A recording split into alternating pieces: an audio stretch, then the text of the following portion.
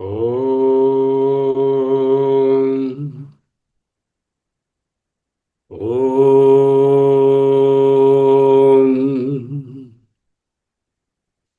ఓం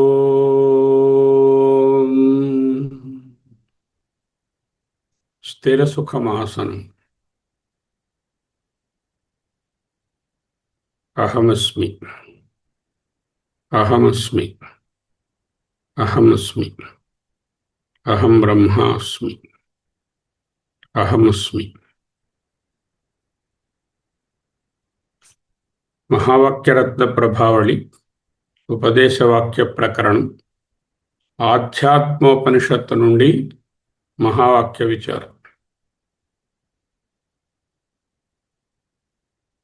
ఘటాకాశం మహాకాశ ఇవాత్మానం పరాత్మని విలాప్యాఖండభావేన తూష్ణీం భవ సదా మునే. ఘటాకాశం మహాకాశ ఇవాత్మానం పరాత్మని విలాప్యాఖండభావేన తూష్ణీం భవ సదా మునే.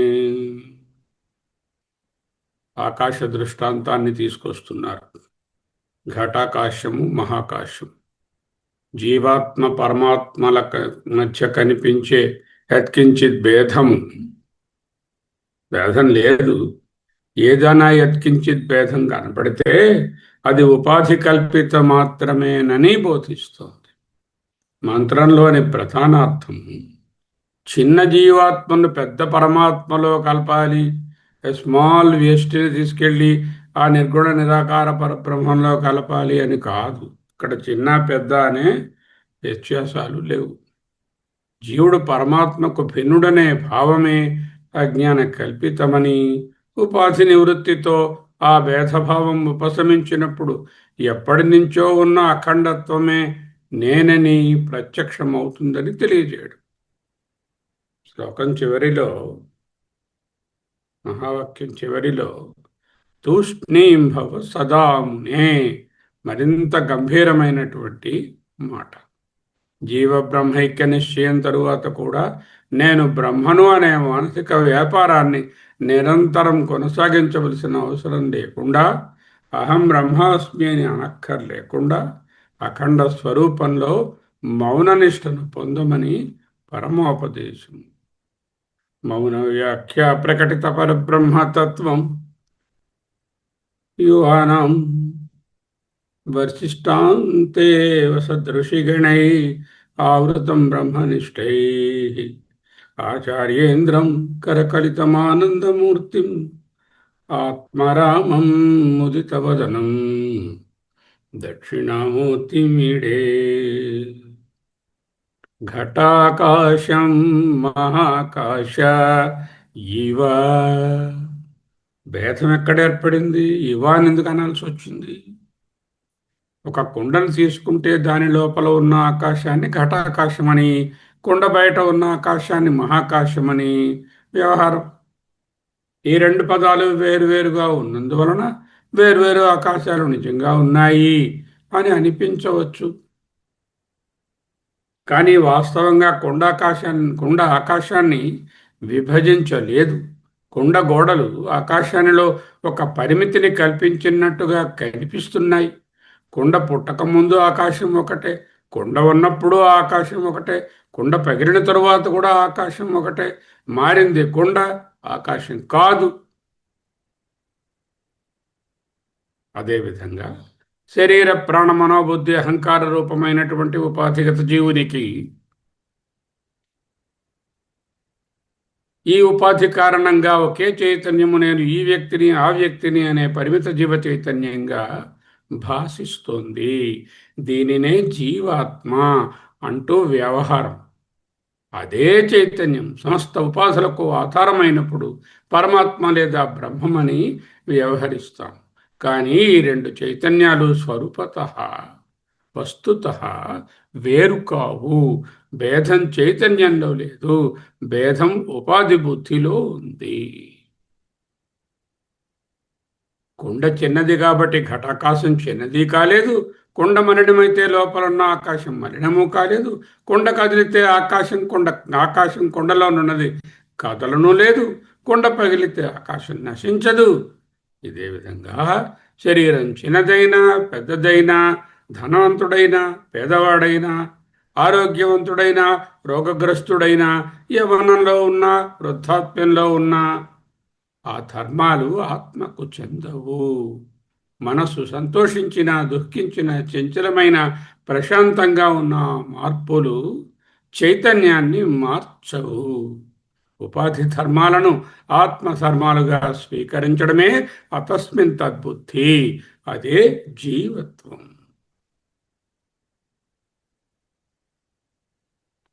తద్వజీవత్వం బ్రహ్మణి తద్వజీవత్వం. ఆత్మానం పరాత్మని విలాప్య. నిజంగా ఈ కలపడం లయం జరుగుతుందా? ఎవరైనా చేయగలిగినటువంటి పని ఈ విలాప్య అనేటటువంటి క్రియ? కలపండి, లయం చేయండి. ఎలా కలుపుతాం? కలపడం ఏమిటి? Where is that possibility? ఇదేదైనా ఈ గ్లాసులో ఉన్న పాలు ఆ గ్లాసులో ఉన్న నీళ్లు కలపడమా? అలా కాదుగా. ఆత్మను పరమాత్మలో విలీనం చేయము అని శబ్దార్థంగా చదివితే జీవాత్మ ఒక వస్తువు వేరు, పరమాత్మ ఇంకొక వస్తువు, తరువాత మొదటిదాన్ని రెండవ దానిలో కలపాలి అనే భావన రావచ్చు. కానీ అద్వైతంలో అది అర్థం కాదు. నిజంగా వేరైన రెండు వస్తువులకు మాత్రమే సంయోగ సంబంధం కానీ, సమవాయ సంబంధం కానీ, లయం కానీ సంభవిస్తుంది. జీవాత్మ పరమాత్మల స్వరూపత ఎప్పుడూ వేరు కాలేదు. కాబట్టి ఇక్కడ విలాప్య అంటే భేద బుద్ధిని లయింపచేయుము అని అర్థం.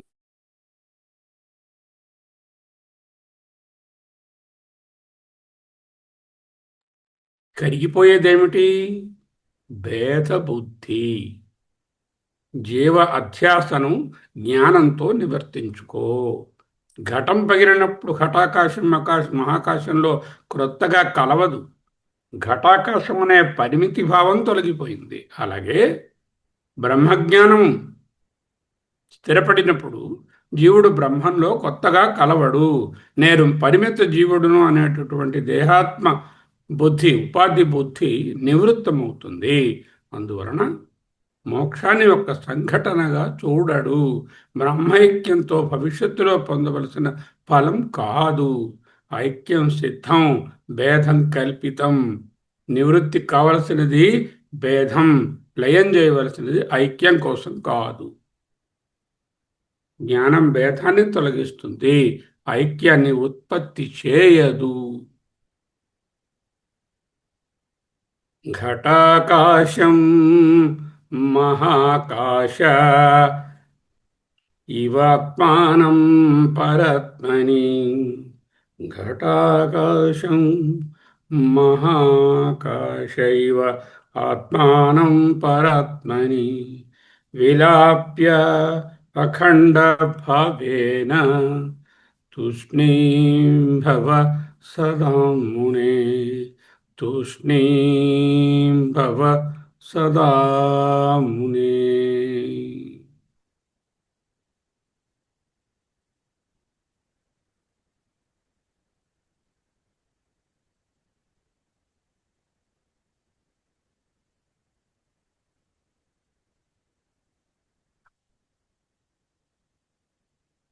మోక్షాన్ని ఒక సంఘటనగా చూడకూడదు.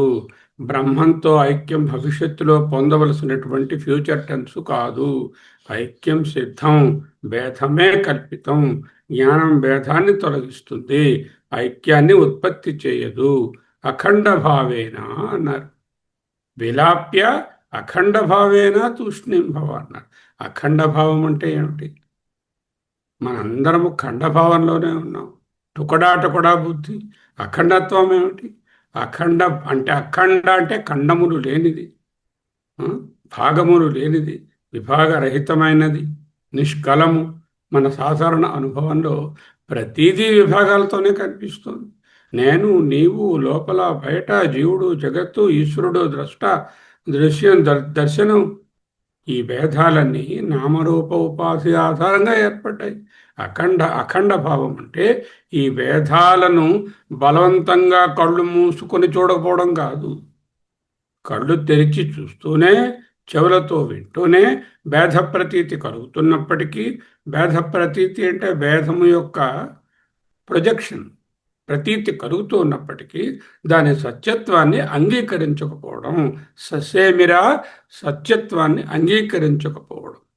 అలలు ఎన్నో కనిపించినా అవన్నీ నీరేనని తెలిసినవాడు నీటిలో విభాగమైన నిజమైనటువంటి విభాగము లేదని తెలుసుకున్నట్లే, శరీరాలు, మనస్సులు, జీవులు అనేకంగా కనిపించినా వాటన్నిటికీ ప్రకాశవంతమైనటువంటి, ప్రకాశకమైనటువంటి చైతన్యం ఒక్కటేనని జ్ఞానం నిశ్చయిస్తాడు. మద్రాసు వెళ్తారు, ఇది మెరీనా బీచ్ అంటారు, ఇది ట్రిప్లికెన్ బీచ్ అంటారు, ఇది కోవళం బీచ్ అంటారు, ఇది అడయార్ బీచ్ అంటారు, ఇది విజిపి బీచ్ అంటారు. ఎన్ని బీచ్లు ఉన్నాయో, ఉన్నది ఒకటే సముద్రం. అదే సముద్రం, అదే కళింగపట్నంలోనే అదే, మచిలీపట్నంలోనే అదే, విశాఖపట్నంలోనే అదే సముద్రం. వేరే ఎక్కడున్నాయి ఇన్ని సముద్రాలు? ఒకటే బే ఆఫ్ బెంగాల్.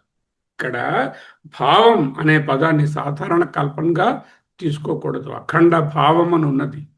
అన్నీ ఒక్కటే అని ఊహించుకోవడం కాదు. అఖండ భావము ఊహ కాదు, భావన కాదు. శాస్త్ర ప్రమాణంతో, ఆత్మానాత్మ వివేకంతో, మహావాక్య విచారంతో 510 ఎపిసోడ్స్గా చేసినటువంటి ఈ నిశిధ్యాసన యొక్క బలిమితో ఏర్పడినటువంటి ఆ భేద జ్ఞాన నిశ్చయమే అఖండ భావము.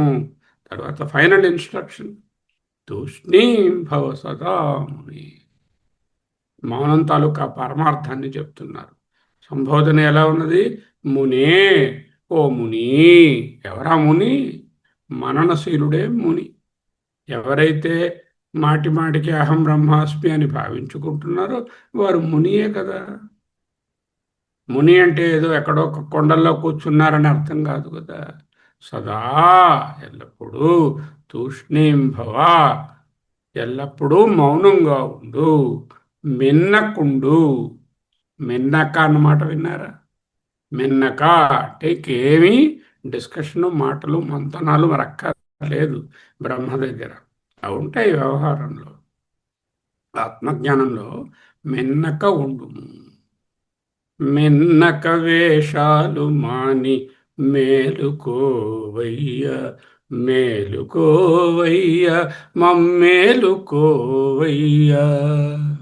హనుమాచార్యులు రాశారు.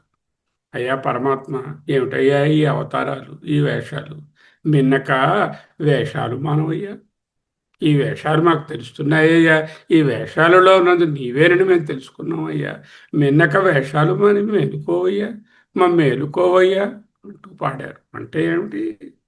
ఇదే తూష్ణీం భవ సదా మునే. ఇది మాట్లాడకుండా కూర్చోండి, అరిచి చచ్చినా జవాబు చెప్పకుండా ఉండండి అనేటటువంటి శారీరకమైనటువంటి మౌనము కానే కాదు.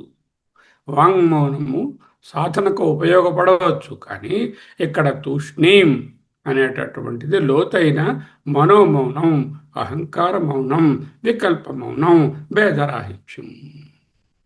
భగవద్గీత చెప్పింది. మౌనం అంటే ఏమిటో. జీవబ్రహ్మ భేదం తొలగిన తరువాత నేను బ్రహ్మను, నేను జ్ఞానిని, నేను అఖండుడను, నేను పూర్ణ చైతన్య స్వరూపుడను, నేను నిర్గుణుడను, నేను నిష్కలుడను అని ఒక నిరంతర అహంకార వృత్తిని నిర్మించుకోవలసినటువంటి ఆ నేనును ప్రతిదానికి యాడ్ చేయక్కర్లేదు. బ్రహ్మస్వరూపానికి తనను తాను ప్రకటించుకోవాల్సిన అవసరం లేదు. సూర్యుడు వచ్చి రోజు హాయ్ గుడ్ మార్నింగ్ నేను వచ్చాను సార్ అంటూ చెప్తున్నాడా ఏమిటి? మనమే ఆయన గుడ్ మార్నింగ్ చెప్తున్నాం. ఎందుకు? మరొక రోజు అదనంగా మనకు ఇచ్చినందుకు. ఈరోజు లేచాము, లేచి ఇక్కడ కూర్చున్నాం అంటే ఏమిటి? We are gifted with one more day by the Brahma. What I should do? There is no point in simply putting Good Morning, Good Friday, Good Varalakshmi Vratam. You live the teaching of the sages. Where is the point in living as an individual and saying Aham Brahmasmi, Aham Brahmasmi, Aham Asmi and all that stuff? అందువల్ల తూష్ణీం భవ అంటే జ్ఞాత జ్ఞాన జ్ఞేయ వ్యాపారాలు ఉపశమించినటువంటి స్వరూపనిష్ట. ఇక్కడ మౌనం అంటే మాటలు లేని మూగతనం కాదు, ద్వైత కల్పనలు లేనియే నిజమైనటువంటి మౌనము. ఇదే నిజమైనటువంటి మునిత్వం. బృహదారణ్యకంలో మంచి మంత్రం ఉంది. మౌనం అంటే ఏమిటో వాక్యవృత్తితో, భగవత్పాదుల వారి వాక్యవృత్తితో సమన్వయం చేస్తే ఉపాధి తొలగితే జీవ ఈశ్వర భేదం ఎక్కడా అని అడుగుతారు. ఈ మంత్రానికి వాక్యవృత్తిలోని మహావాక్యం అత్యంత సహజమైనటువంటి సమన్వయం. తత్పదం ఈశ్వరుని, త్వం పదం జీవుని సూచించదు అని తెలుసుకోవడమే వాచ్యార్థంలోని విరుద్ధ ధర్మాలను వదలి లక్ష్యార్థమైనటువంటి బ్రహ్మను చూడడము. ఆత్మ బ్రహ్మ ఒకటే అని తెలియడం. జీవుడు అల్పజ్ఞుడు, ఈశ్వరుడు సర్వజ్ఞుడు, జీవుడు పరిమితుడు, ఈశ్వరుడు జగత్కారణుడు. ఈ విరుద్ధ ధర్మాలు ఉపాధులకు చెందినవి. వాటిని విడిచిపెట్టి చూచినప్పుడు జహదజహల్ లక్షణంగా విచారిస్తే రెండు పదాల యొక్క లక్ష్యార్థము శుద్ధ చైతన్యమే. అదే తత్వమసి. తత్వమస్యాది వాక్యేన స్వాత్మా హి బ్రహ్మబోధ్యతే. వాక్యవృత్తి తత్వమసి అనే వాక్యానికే విచారిస్తూ ఒక ప్రకరణ గ్రంథాన్ని వ్రాశారు. దాని పేరే లఘువాక్య వృత్తి. చదువుకోవాలి ఎప్పుడైనా. తత్వమస్యాది వాక్యేన స్వాత్మా హి బ్రహ్మబోధ్యతే. స్వ ఆత్మ హి, ఈ ఆత్మయే నిశ్చయంగా బ్రహ్మ, బ్రహ్మమని బోధ్యతే, బోధింపబడుతుంది. దేని చేత? తత్వమస్యాది వాక్యేన, ఆ వాక్యముల చేత. మహావాక్యం కొత్త సంబంధాన్ని జీవుడికి బ్రహ్మకి మధ్యన ఒక రిలేషన్షిప్ క్రియేట్ చేయదు. స్వాత్మయే బ్రహ్మమని బోధిస్తుంది. ఆధ్యాత్మోపనిషత్తులో ఘటాకాశ మహాకాశ దృష్టాంతము ఈ లక్షణ ప్రక్రియను దృశ్య రూపంలో చూపిస్తోంది. లక్షణావృత్తితో జీవుడే బ్రహ్మమని తెలుసుకోవడంలో కుండాకాశము మహాకాశము అనే దృష్టాంతాన్ని ఇచ్చి ఒక విజువలైజ్ చేసినటువంటి మెటఫారికల్ రూపం ఈ శ్లోకం. ఘటోపాధి తొలగితే రెండు ఆకాశాలు లేనట్లే జీవోపాధి ఈశ్వరోపాధులను వివేచించి చూచినప్పుడు వాటిని తొలగించలేము, తొలగించనక్కరలేదు. ఆ ఉపాధులను వివేచించి చూచినప్పుడు రెండు చైతన్యాలు లేవు. అహమస్మి, అహమస్మి, అహమస్మి.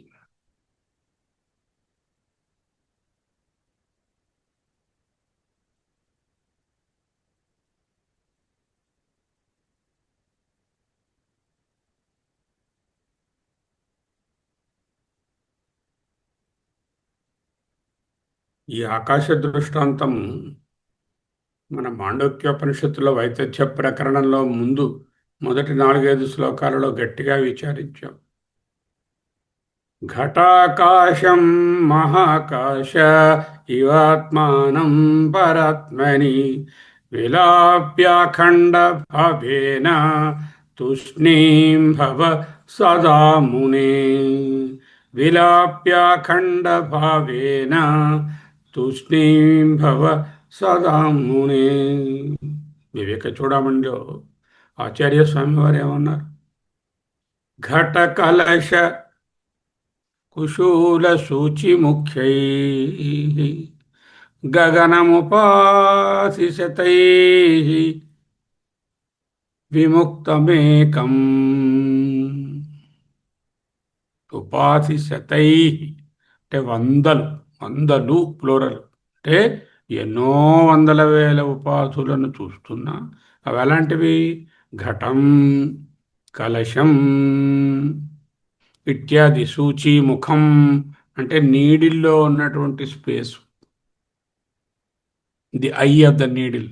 ఇలా ఎన్నో స్పేసెస్ ఆకాశం అనేకంగా కనిపించినప్పటికీ ఉపాధులను విడచి పెడుతున్న దృష్టిలో ఒక్కటే ఆకాశం. అదేవిధంగా అహంకారాది ఉపాధుల వలన ఆత్మ అనేక జీవులుగా కనిపించిన స్వరూపత చైతన్యం ఒక్కటే, ఏకమే. ఈ భావం ఘట కలశ కుశూల సూచి ముఖ్యై గగనం ఉపాసిశతై విముక్తం ఏకం. ఘటాకాశం మహాకాశం ఇవాత్మానం పరాత్మని అనే ఉపమానానికి నేరుగా అనుసంధానం అవుతుంది. ఉపాధి నాశం వల్ల ఆత్మ ఏకమవడం కాదు, ఉపాధి కల్పిత అనేకత్వం మాత్రమే ఉపశమిస్తుంది. ఎన్నోసార్లు చెప్పుకుంటాం ముండకోపనిషత్తులోని ఈ మంత్రం.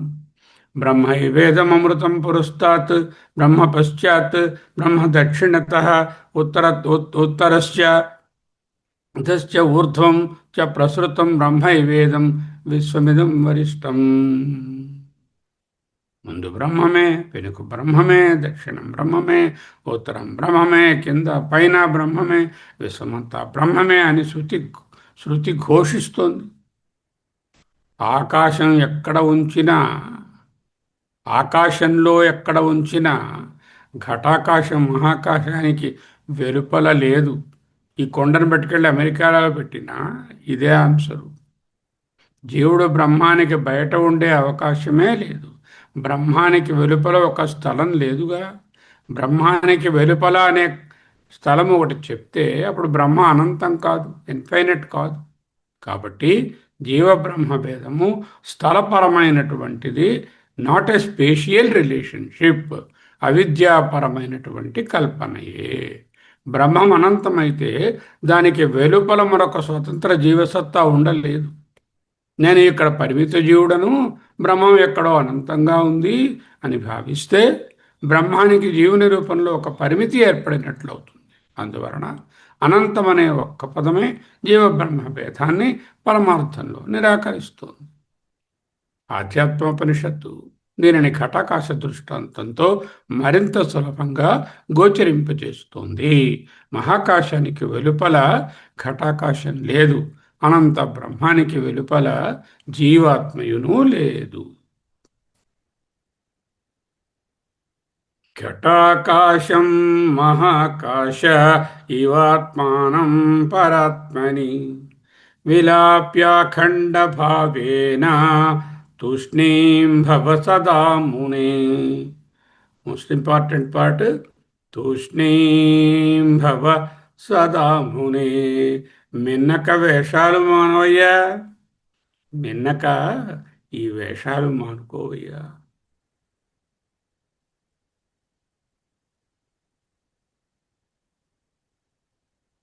గీత యథా సర్వగతం సౌక్ష్మ్యం ఆకాశం నోపలిప్యతే. యథా ఏ విధముగా ఆకాశం మహాకాశం అంటున్నారే అది సౌక్ష్మ్యం, వెరీ సటిల్, సర్వగతం, ఆల్ పెర్వేజివ్, న ఉపలిప్యతే, not having any taint are సంగా, సర్వత్రా అవస్థితో దేహే, అన్ని దేహములయందు ఉంటున్నప్పటికీ తథాత్మ న ఉపలిప్యతే. ఆ విధముగా ఆత్మ దేనితోనూ అంటుపడదు. తథా బ్రహ్మ నోపలిప్యతే అని రాయలేదు వ్యాసాచార్యులు, తథాత్మ నోపలిప్యతే. యథా సర్వగతం సౌక్ష్మ్యం ఆకాశం సౌక్ష్మ్యాద్ ఆకాశం నోపలిప్యతే, సర్వత్రా అవస్థితో దేహే తథాత్మ నోపలిప్యతే. 13వ అధ్యాయం. సూక్ష్మత్వం మరణ సర్వవ్యాపమైన ఆకాశము ఏ వస్తువుతోనూ లిప్తం కానట్లే దేహంలో ఉన్నట్లు అనిపించినా ఆత్మ కూడా దేహధర్మాలతో లిప్తం కాదు. ఇది ఘటాకాశ దృష్టాంతానికి మరొక పార్శ్వం. కుండలో ఆకాశం ఉన్నట్లు కనిపిస్తుంది, కానీ కుండ ధర్మాలు ఆకాశానికి అంటవు. అలాగే ఆత్మదేహంలో ఉన్నట్లుగా వ్యవహరించిన నాలో ఆత్మ ఉంది అంటూ ఉంటాంగా. జననం మరణం సుఖం దుఃఖం దే దేహము మనస్సులకు చెందినవి, ఆత్మవి కావు. మనం పూర్వం పరిశీలించినటువంటి తేజబిందోపనిషత్తు బోధతో అనుసంధానం చేసి చూసుకుందాం. ఇప్పుడే పరిశీలించిన తేజోబిందోపనిషత్తు వాక్యాలు నిన్న చెప్పుకున్నవి ఈ మంత్రానికి అత్యంత సహజమైనటువంటి పూర్వ భూమికలు. సర్వవ్యాపారముత్సృజ్యాహి అహం బ్రహ్మేతి భావయ, అహం బ్రహ్మేతి భావయ, అహం బ్రహ్మేతి నిశ్చిత్య, అహం భావం పరిత్యజ. అహం బ్రహ్మ అనే అభేద వృత్తిని ముందు దృఢపరచు. అహం బ్రహ్మేతి నిశ్చిత్య అహం భావం పరిత్యజ. బ్రహ్మాత్మైకత్వాన్ని నిశ్చయం ఏర్పడిన తరువాత పరిమిత అహంభావాన్ని కూడా విడవాలి. ఆధ్యాత్మోపనిషత్తు అదే సాధన క్రమాన్ని ఘటకాశ దృష్టాంతంతో పూర్తి చేస్తుంది. జీవాత్మను పరమాత్మలో విలీనం చేయడము అంటే జీవభేద భావాన్ని అపవాదం చేసి అఖండ స్వరూపంలో నిలిచి చివరకు అహంభావం పరిత్యజ అంటే తూష్ణీంభవ సదా మునే, తూష్ణీభావాన్ని పొందు. మంత్రం మొత్తం అద్వైత సాధనకు ఒకే దృష్టాంతంతో సంక్షిప్తంగా చెప్తుంది. మొదట మనం మనలను ఘటాకాశంగా ఊహిస్తున్నాం, భావిస్తున్నాం. ఈ శరీరంలో ఉన్న చిన్న పరిమిత చైతన్యంగా భావించుకుంటున్నాం. వేదాంత విచారం ఏం చేస్తుంది? కొండ యొక్క గోడలను పరిశీలిస్తుంది. ఇక్కడ దేహము, ప్రాణము, మనసు, బుద్ధి, అహంకారాలు అన్నీ దృశ్యములు, ఉపాధులు, ఆబ్జెక్టిఫైయబుల్ అంటే తెలుస్తుంది. ఈ ఆత్మను నిజంగా పరిమితం చేయలేవని స్పష్టమైనప్పుడు ఘటాకాశం అనే జీవభావము తన ఆధారాన్ని కోల్పోతుంది. అప్పుడు ఘటాకాశం మహాకాశంలో కలవదు. ఘటాకాశం ఎప్పటి నుంచో మహాకాశమేనని తెలుస్తుంది. జీవుడు బ్రహ్మంగా మారడు.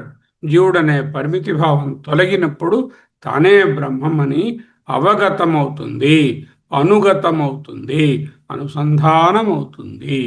ఈ అవగాహనలో నేను, పరమాత్మ అనే రెండు సత్తలు లేవు. ఇది కలయిక కాదు, వియోగం లేదు. ఇది గమనం కాదు, ప్రాప్తి లేదు. అందుకే శృతి చివర అఖండ భావేన తూష్ణీంభవ సదామునే. ఈ తూష్ణీంలోనే మంత్రం యొక్క పరమార్థం ఉన్నది.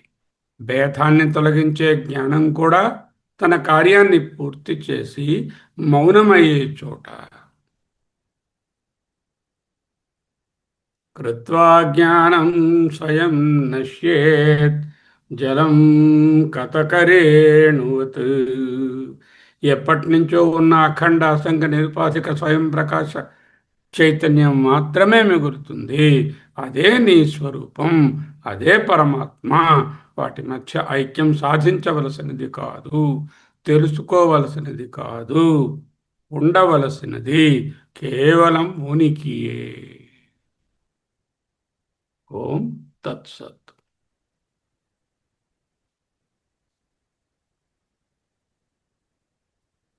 అహమస్మి, అహమస్మి, అహమస్మి, అహమస్మి, అహమస్మి. సోహం, సోహం, సోహం, సోహం, సోహం, సోహం. అహమస్మి, అహమస్మి, అహమస్మి, అహమస్మి. సోహం, సోహం. అహం బ్రహ్మాస్మి, అయమాత్మా బ్రహ్మ, తత్వమసి, ప్రజ్ఞానం బ్రహ్మ, సర్వం కల్వితం బ్రహ్మ, జీవో బ్రహ్మైవ నాపరః. అహమస్మి, అహమస్మి. సోహం. సోహం. శివోహం. సోహం. అహమస్మి. అహమస్మి. స్వస్తి.